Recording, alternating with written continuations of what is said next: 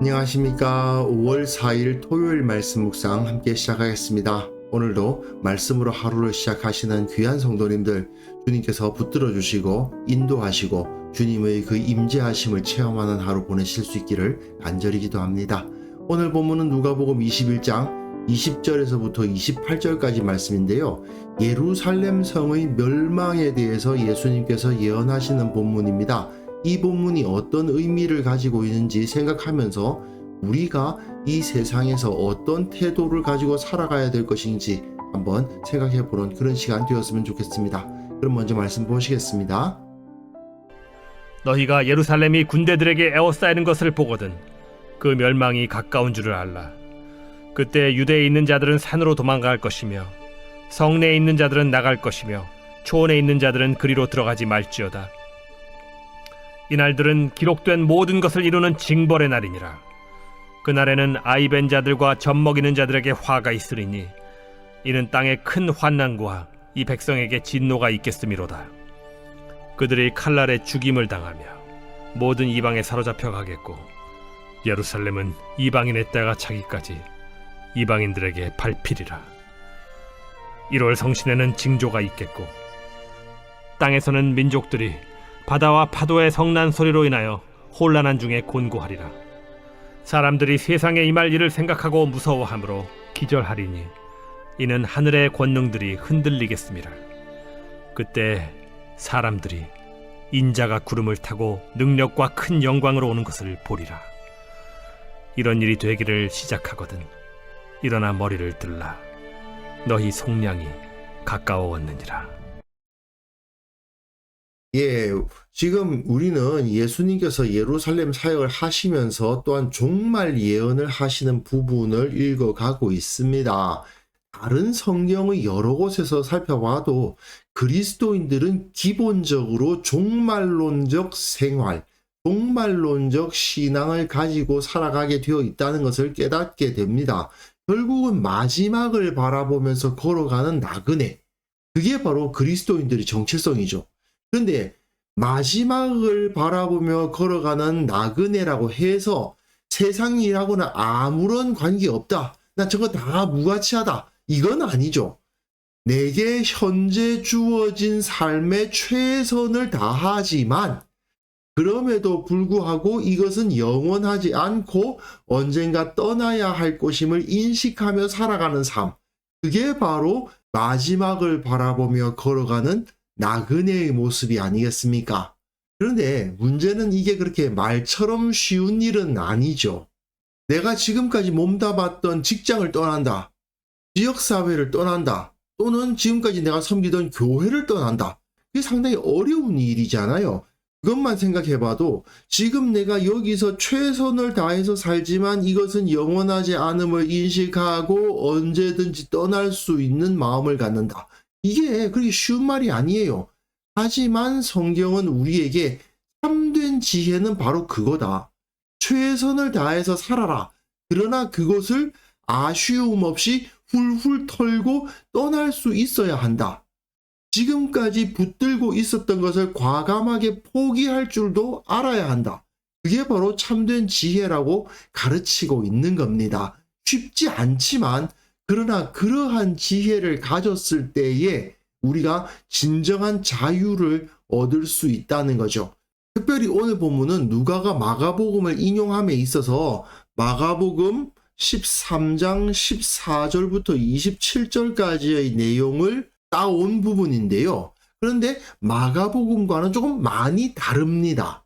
마가복음에서는 상당히 모호한 표현을 통해서 예루살렘의 멸망뿐 아니라 세상의 멸망을 함께 섞어서 이야기하는데, 누가는 이것을 상당히 좀 정확하게 구분하면서 유대교와 예루살렘의 성전을 떠나야 한다라는 것을 좀 더 강조하고 있기 때문에 그래요. 본문 보시면요. 너희가 예루살렘이 군대들에게 에워싸이는 것을 보거든 그 멸망이 가까운 줄을 알라, 이렇게 기록되어 있는데 마가복음에서는 이렇게 되어 있질 않고요. 멸망의 가증한 것이 서지 못할 곳에 선 것을 보거든 하고 시작합니다. 좀 애매하잖아요. 멸망의 가증한 것이 서지 못할 곳에 선다. 이게 무슨 뜻일까? 그런데 누가는 아주 명확하죠. 예루살렘이 군대들에게 에워싸이면 멸망이 가까운 줄을 알아라. 그런데 뭐가 멸망된다는 겁니까? 예루살렘이 멸망한다는 거예요. 예루살렘이 멸망하고 예루살렘 안에 있던 성전이 멸망한다는 거죠. 그때에 예수님께서는 유대에 있는 자들은 산으로 도망가고 성내에 있는 자들은 나가라. 촌에 있는 자들은 그리로 들어가지 말지어다. 예루살렘 성 안으로 들어가지 말라고 말씀하시는 겁니다. 이 당시에는 전쟁이 일어나면 사람들은 둘 중 하나를 선택할 수밖에 없습니다. 하나는 성 안으로 피해 들어갈 것인가? 그래서 적의 공격을 방비할 것인가? 아니면 완전히 그 성을 떠나서 다른 곳으로 도망을 갈 것인가? 이 둘 중에 하나를 선택할 수밖에 없겠죠. 상식적으로는 성 안으로 들어가 방비를 하는 편이 낫습니다. 왜냐하면 전쟁에서 이겼을 경우에 자기 재산을 지킬 수 있는 방법이니까요. 보통은 성 안에 자기 집도 있고 자기 재산도 있고 하니까 그것을 지키기 위해서 성 안으로 들어가서 적들의 공격을 막아내려는 시도를 하게 마련입니다. 그러나 도망간다는 것은 무엇을 의미합니까? 패할 경우만 생각한다면 생명을 유지할 가능성은 좀 더 높아지긴 할 겁니다. 하지만 자기가 지금까지 살아온 터전을 다 버리고 떠나는 거 아닙니까? 목숨만 겨우 건진 빈털터리가 되는 선택이죠. 그뿐만 아닙니다. 성에 들어가 방비를 하다가 패했다. 성이 함락당하고 말았다.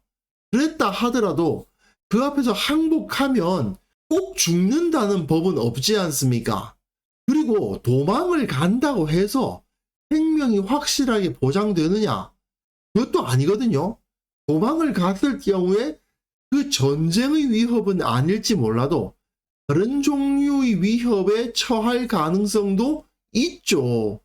그래서 전쟁이 일어났을 때에는 성 안으로 들어가서 방비를 하는 것이 상식적이에요. 물론 도망가는 것을 선택하는 사람도 없지는 않겠지만 말이죠.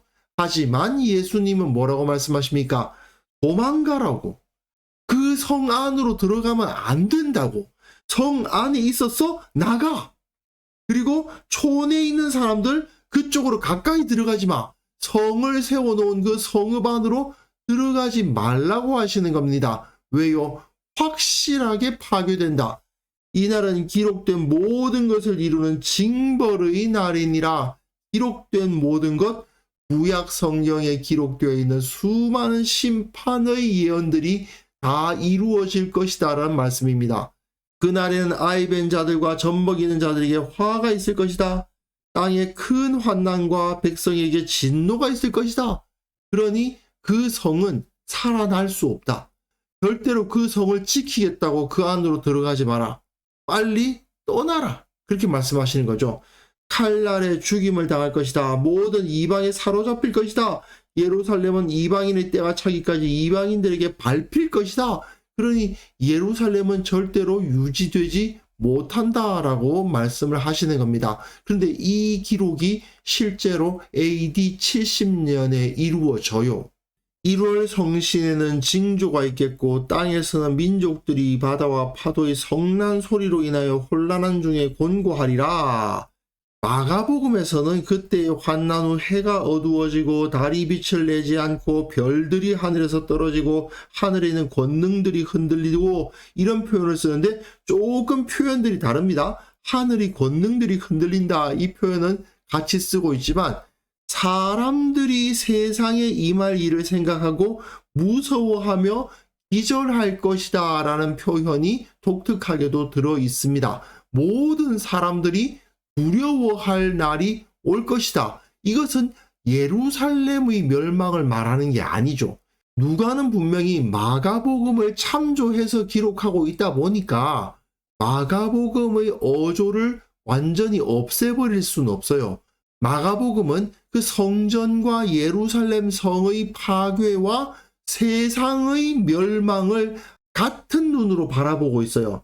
시대적 차이가 있을 것임에도 불구하고 같이 뭉뚱그려서 표현하고 있거든요. 그런데 누가는 이것을 분리시켜 가지고 예루살렘 성전과 성이 파괴되는 것과 1월 성신의 징조가 있고 땅에서 민족들이 바다와 파도의 성난 소리로 인하여 혼란한 자의 곤고해짐으로 인해서 온 세상이 멸망하는 것은 차이가 있다는 것을 표현해 주는 겁니다. 그리고 그때의 모든 사람들이 무서워하고 기절하는 일이 벌어질 것인데, 사람들이 인자가 구름을 타고 능력과 큰 영광으로 오는 것을 보리라. 예수님의 재림을 사람들이 보게 될 것이다. 이 말씀을 하시는 거죠. 이것은 마가복음도 마찬가지 아닙니까? 그때의 인자가 구름을 타고 큰 권능과 영광으로 오는 것을 사람들이 보리라. 즉 주님께서 다시 오실 것이다 라는 것을 예언하시면서 결국 그때에 마지막 심판이 있을 것이다 라는 것을 설명하고 계시는데, 근데 또 마가복음과는 다른 부분이 있어요. 마가복음에서는 또 그때에 그가 천사들을 보내어 자기가 택하신 자들을 땅끝으로부터 하늘끝까지 사방에 모으실 것을 말씀하시는 데 비해서 누가는 이런 일이 되기를 시작하거든 일어나 머리를 들라. 너희 속량이 가까웠느니라. 이게 무슨 소리냐?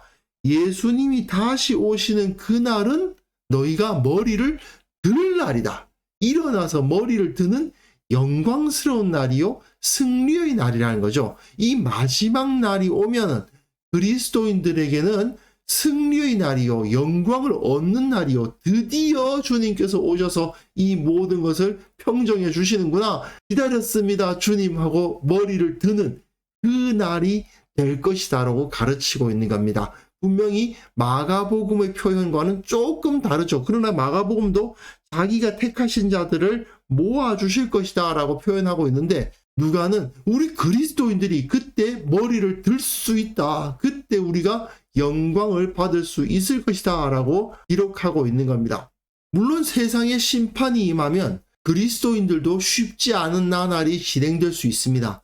그러나 그때야말로 예수 그리스도의 제자들에게는 승리와 소망이 주어진다는 것을 여기서 선포하고 있는 것이죠. 당시 예수님의 제자들의 입장이 한번 되어보면요, 그들은 모두 유대인들 아닙니까? 지금까지 성전 중심으로 신앙생활 해온 사람들입니다. 예수님도 마찬가지예요. 예수님도 유대인이었습니다. 성전 완전 부패했다는 거 다 압니다. 대제사장과 서기관들이 하나님의 일을 할 자격이 없다는 것도 너무나도 잘 압니다. 그럼에도 불구하고 그들에게는 성전이 파괴되고 예루살렘 성이 무너질 것이라는 예언이 소망의 말씀이 되기는 어렵죠. 그들은 유대인이었기 때문에 예루살렘 성이 지켜지기를 바랬고, 유대인으로서의 정체성을 가졌던 사람일수록 난리의 소문이 들렸을 때 예루살렘 성을 떠나서 도망가는 게 아니라 예루살렘 성 안으로 들어가서 방비하려고 했을 것입니다. 그들의 입장에서 본다면 예루살렘이 군대에 포위당하는 것을 보았는데 어떻게 산으로 도망갈 수가 있어요? 그건 그들에게는 비겁하다고 느껴질 수도 있고 또한 어리석다고 생각할 수도 있었을 겁니다.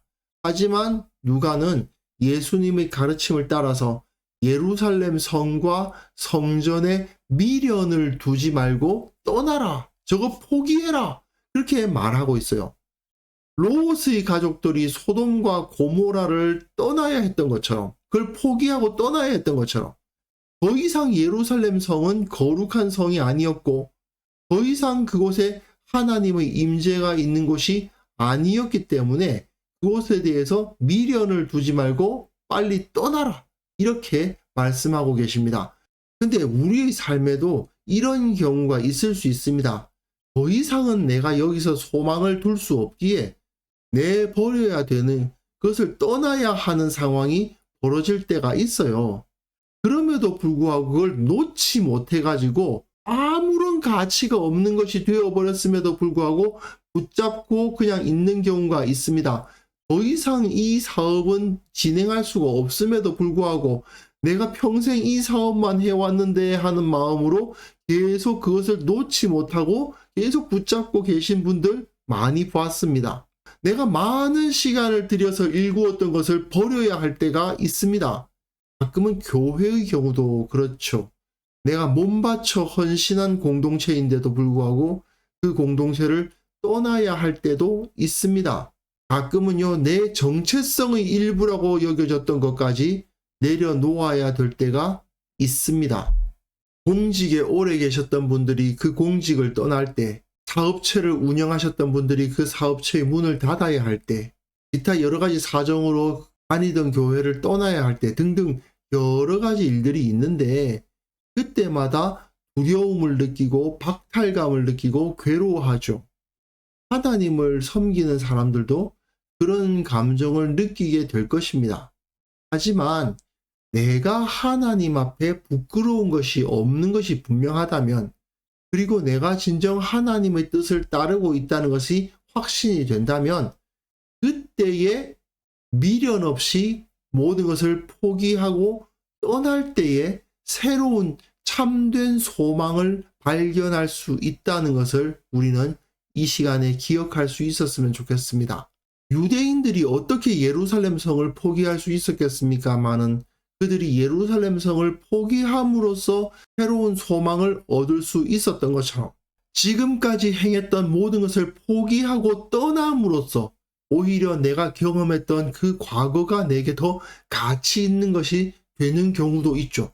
우리는 결국은 우리가 주님 앞에 설 때까지, 주님께서 다시 오실 때까지 나그네의 삶을 살아가야 되는 거 아니겠습니까? 지금 내게 주어진 이 삶에 최선을 다하는 것이 맞습니다. 그러나 이것은 결코 영원하지 않고 언젠가 놓고 떠나야 할 때가 온다. 이걸 인식하고 살아가야만 합니다. 그것이야말로 진정한 신앙이고 진정 가치 있는 삶이라는 것을 확인하면서 내가 혹시 못 놓고 있는 거 있는가 한번 돌아보고 주님 앞에서 온전한 자유를 누리는 그러한 참된 성도님들 되셨으면 좋겠습니다. 그래서 이 시간 함께 기도하실 때에는요, 이 땅에 있는 모든 것이 영원하지 않다. 영원한 것은 하나님의 나라다. 그 하나님의 나라를 바라볼 줄 아는 지혜를 주시고 인생의 전환점을 맞이할 때가 옵니다. 지금까지 해오던 것을 내려놓고 변화를 일으켜야 할 때가 올 수 있는데 그때 두려워하거나 미련 갖거나 그런 것이 아니라 두려움 없이 주님을 의지하고 떠나고 새롭게 시작할 수 있는 믿음의 용기를 허락하여 주옵소서. 함께 기도하는 시간 가졌으면 합니다.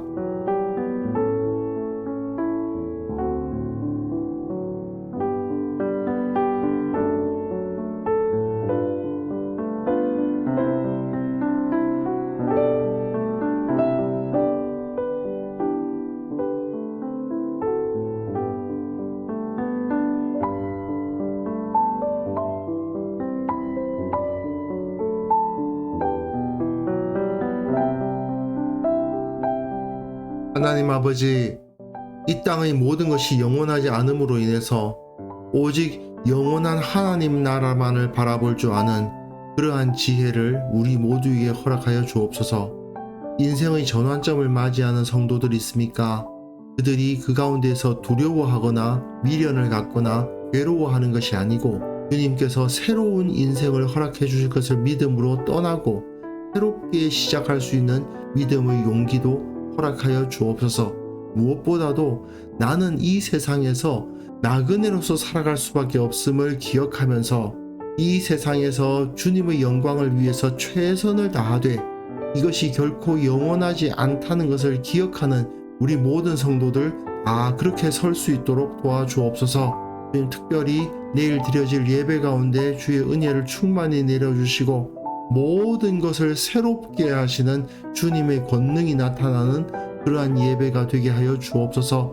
우리 모든 성도들의 마음속에 찾아가 주셔서 주께서 매 순간 새로운 은혜를 주신다는 것을 기억하며 기뻐하며 주님을 높이는 우리 모두가 다 될 수 있도록 도와주옵소서. 오늘도 우리를 지켜주실 주님을 찬양합니다. 주님을 만나고 주님과 함께 동행하고 주님을 느끼고 기도의 응답을 받는 하루를 허락하여 주시고 그것을 통해서 주님의 영광을 나타내는 하루가 되게 하여 주옵소서. 감사드렸고 예수님의 이름으로 기도합니다. 아멘.